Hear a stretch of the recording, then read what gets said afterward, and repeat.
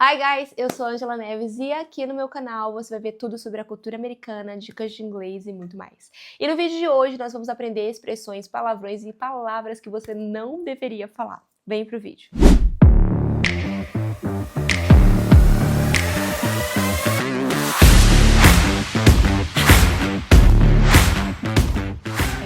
Embora eu seja uma pessoa que não gosta muito de falar palavrões, eu acho extremamente importante você aprender isso, coisa que eu não aprendi nas escolas, e quando eu fiz intercâmbio, eu dei muito fora e passei muita vergonha justamente por não conhecer essas palavras. Então, mesmo que você não queira falar, eu acho que você tem que ter o mínimo conhecimento para evitar que você passe algum tipo de constrangimento ou até mesmo vergonha, como aconteceu comigo. Então, aquilo que aconteceu comigo, eu não quero que aconteça com você. Bom, a primeira palavra, eu acho que eu já contei aqui em outros vídeos, que eu usei de forma errada na minha primeira semana de intercâmbio na minha escola de treinamento, foi Durex.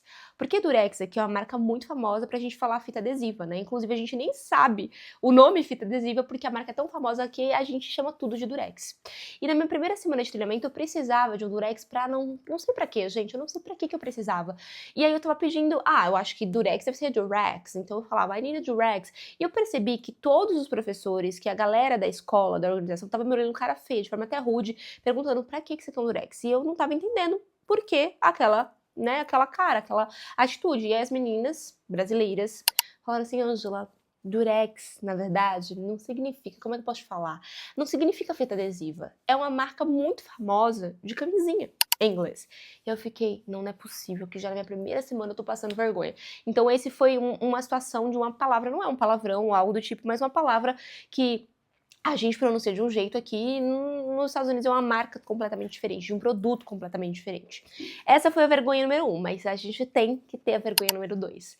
Depois de 5 meses de intercâmbio, eu já estava instalada na casa da minha família americana, a gente estava com um jantar informal com as crianças, eles chamaram um casal de vizinhos com crianças também, e estávamos ali todos felizes. E essa família, especificamente, eles gostavam muito de saber qual o nome do significado das coisas em português. Então, como é que chama isso? Como é que chama aquilo? Eles pegaram uma faca e falou, como é que fala knife em português?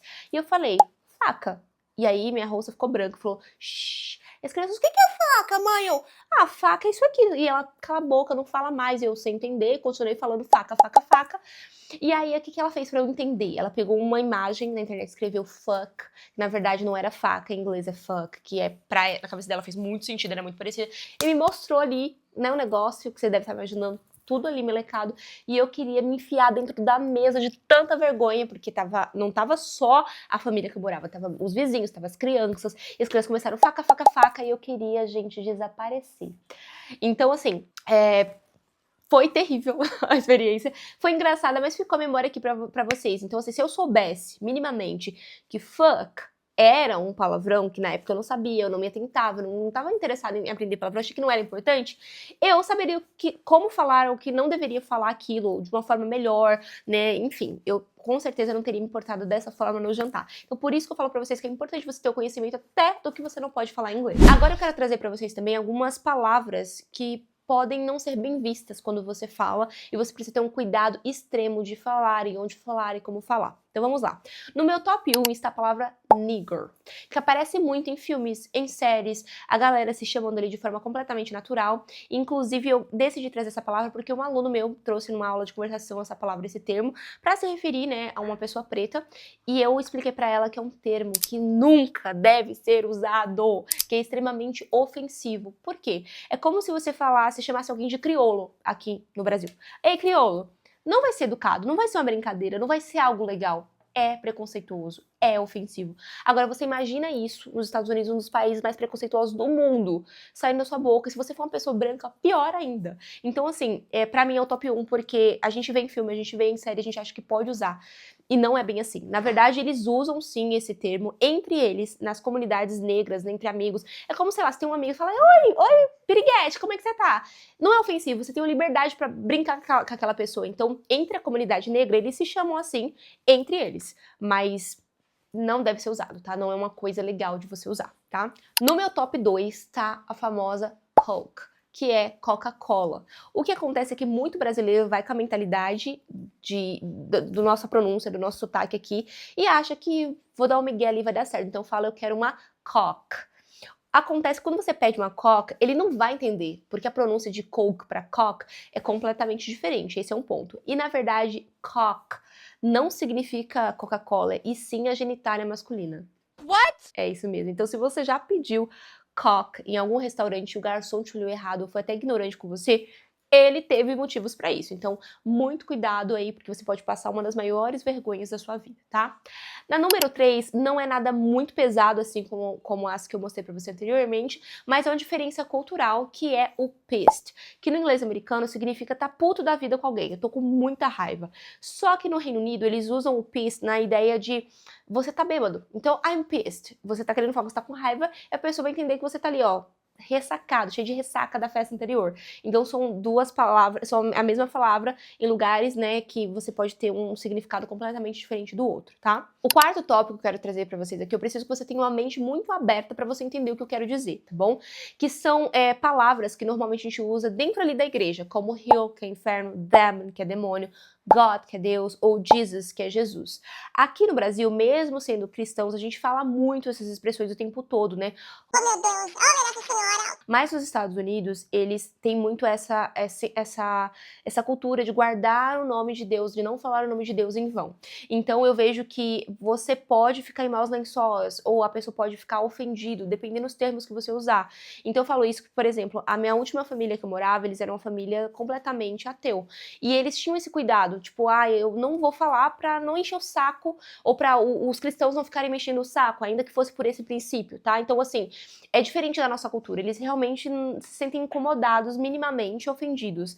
Então você precisa saber que se você for usar, se você não tiver problema nenhum de usar, você pode ofender alguém. Se estiver tudo bem pra você, tranquilo, tá? E aconteceu comigo também uma outra experiência com essa questão. Eu estava morando na casa de uma família que essa era extremamente cristã, e eu falava toda hora, oh my God, Jesus, what's going on? Então eu usava muito essa expressão porque, como eu já falava no português, eu só transferi o pensamento pro inglês.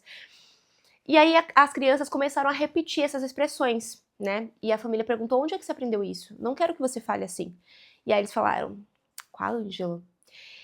Na verdade, eles não me cobraram nada, mas eles ficaram muito decepcionados, porque eu também sou cristã e eu usava essas expressões o tempo todo. E quanto mais eu pedi para as crianças não falarem mais, né, que eu tinha aprendido a minha lição, criança, você já sabe, mas eles repetiam, eles ficavam, oh my God, oh, e ficavam brincando assim. E eu realmente me senti muito mal por conta disso, eu entendi o peso que o quanto que isso pode ser ruim lá, então eu queria passar para vocês essas questões também. Né? What the hell, oh, demon, né, que tipo, que diabos, enfim, são coisas que eles evitam usarem, pelo menos os cristãos no geral, evitam usar esse tipo de palavra, tá? Agora eu trouxe pra vocês aqui alguns palavrões mais levinhos, mas coisas que eles usam muito lá, além, né, do demon e dessas coisas todas que eu falei pra vocês. E o primeiro deles aqui é o shit.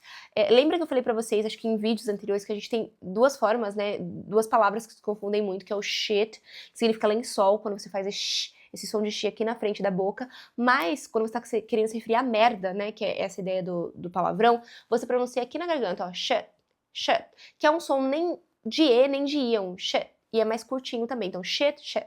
Shit, shit. Então, gosto sempre de ressaltar a diferença aqui de pronúncia que muita gente confunde. E significa merda mesmo. Você derrubou uma coisa aqui e fala, holy shit. Né? Tipo, puta merda. Então, é uma expressão que eles usam muito e não é tão pesada. É um palavrão ainda, mas não é tão pesada. Agora, a gente tem também o screw it, ou screw you. E esse aqui é você falar pra alguém, dane-se, vai se ferrar. Vai se lascar. Não é nem um pouco agradável a forma de extravasar sua raiva, sim, mas se você fala isso pra alguém, você realmente tá estressadíssimo com ela, vai se ferrar, sai daqui, então é algo que eles usam bastante, mas não é nem um pouco educado, tá? E o último palavrão que eu quis trazer pra vocês é um palavrão que a gente tem no português e que ele é traduzido exatamente igual para o inglês. Eles têm o mesmo palavrão, escrito da mesma forma, que é o son of the bitch, que é o famoso filho da que você deve imaginar aí. Não vou falar aqui para eles não cortarem o alcance do meu vídeo. Mas eles usam esse palavrão também, que literalmente a tradução do português é o mesmo palavrão que eles usam, tá? Então achei interessante trazer. Agora, pra gente finalizar esse vídeo com chave de ouro, eu quero trazer para vocês algumas frases que têm duplo sentido. Então, às vezes você quer falar uma coisa e você pode estar falando outra, tem um fundinho de sacanagem, eu acho interessante você saber isso também, tá? Frase número 1 é o I was hot ou I am hot. O hot é sim usado para referir que você tá com calor, que você tá quente ali, né? O ambiente tá quente. Mas também uma expressão usada de forma sensual, pra dizer que você é gostosa ou que alguém é gostosa, tanto para o sexo feminino quanto masculino. Então, fique atento a isso, né? Segunda frase é I need a rubber. Esse rubber é usado no inglês americano como a ideia de borracha, né? Então, eu preciso de uma borracha. Super inocente, super puro. Mas, no Reino Unido, rubber é tido como uma marca de camisinha. Então, quando você fala I need a rubber, é a mesma ideia que eu tive ali do Durex, que no Brasil é a fita adesiva, mas que lá era a marca de camisinha. Então, no Reino Unido, rubber é uma marca de camisinha, então cuidado aí onde você usa. É como se a gente tivesse o português aqui do Brasil, o português de Portugal. É a mesma língua? Sim, mas existem algumas palavras que mudam o significado. Por exemplo, rapariga aqui no Brasil é ofensivo, não é uma pessoa muito bem vista, uma moça, né, de valores. Já lá é uma moça comum. Então tem essas diferenças, mesmo o inglês sendo uma língua só, dependendo do lugar que você fala uma palavra ou outra, pode mudar o significado, tá bom? Terceira frase, você precisa tomar muito cuidado com essa aqui, que é, por exemplo, I need to play with my pussy. Esse pussy aqui é usado para se referir a um filhotinho, de um gato, por exemplo. Então, de forma completamente inocente, você tá querendo dizer que você quer brincar com o seu gatinho. Só que pussy é um termo bem chulo para se referir à genitália feminina. No número 4, a gente tem o bang, que significa bater em alguém, explodir alguma coisa, essa ideia mesmo de socar.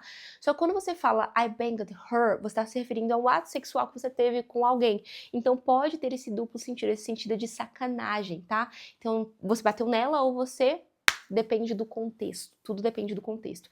E por último a gente tem o blow it, que é soprar alguma coisa. Só que ele também pode ser usado num termo sexual. Não sei se você já conhece ou já ouviram aquela música do Can you blow my whistle baby, let me know. Então essa música, quando ele fala, você pode soprar o meu apito, bebê, claramente, né, no clipe ele mostra várias mulheres de biquíni, uma imagem bem sensual, ele não tá falando de soprar um apito de plástico, né, mas sim de soprar o apito dele. Então blow it pode também ter esse significado aí que você tá pensando. Bom, pessoal, é esse vídeo de hoje. Espero ter te ajudado, espero que você tenha gostado desse vídeo. Se você gostou, comenta aqui embaixo. Não esquece de se inscrever no nosso canal, por favor, para ajudar a gente a crescer. E manda esse vídeo aqui para quem tá precisando conhecer essas palavras, porque eu tenho certeza que você não vai encontrar esse conteúdo em qualquer escola de inglês. Então é isso, um beijo, fica com Deus, a gente se vê no próximo vídeo.